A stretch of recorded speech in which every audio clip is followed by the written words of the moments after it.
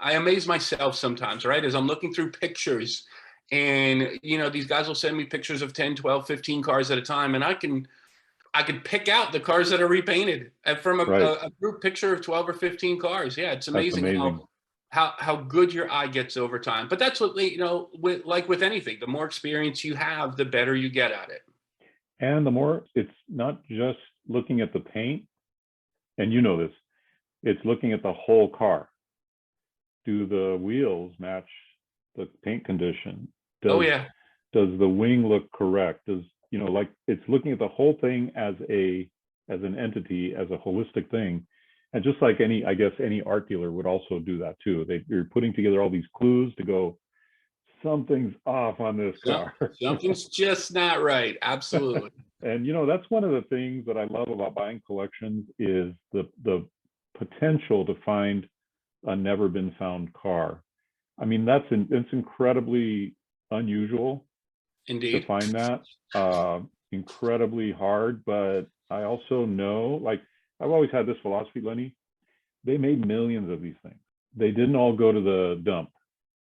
A lot of people, even if they were really rough or super clean, a lot of people just kept them. They hang on to them because they're really cool things. Like, Oh they're yeah. really cool cars. Even if the person's not a Redline collector or a diecast collector or any kind of collector, I know people that own these things because they have an attachment to their childhood. They have an attachment, a memory.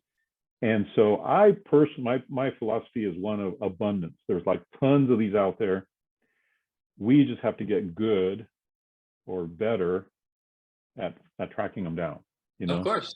Of And course. so, And there's guys who I've taught, I have a 65 Barracuda, like I told you. I go to car shows and swap meets and stuff like that. And, I'll be talking to a guy who's got a Camaro, and I tell him I collect Hot Wheels. Oh, I got one. I bought it because I have a Camaro, and it's a Camaro, and it looks like my Camaro. You know what I mean? yeah, That's what Mattel did so great with these cars. They really fashioned absolutely. them after the actual car. Yeah. The other interesting that makes it challenging, makes this hobby of collecting and especially buying collections challenging is, like, let's say I run an ad or something, or I post something on my Facebook or whatever. I'm trying to get the word out, tell people, hey, I collect these really early cars,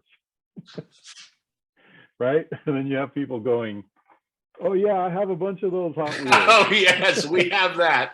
Yeah, this is my vintage Hot Wheel here. Right. Yeah, this one was made in 2000.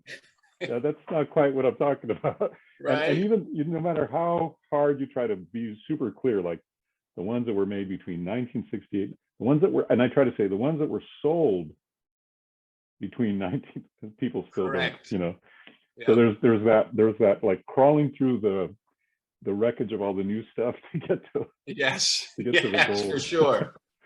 It's so Yeah, we run funny. into that on a regular basis. Yeah, and honestly, I can't blame people, right? Because Yeah, some of these yeah, cars, the blue card that you just held up, I don't know what year that one was from, but let's be real.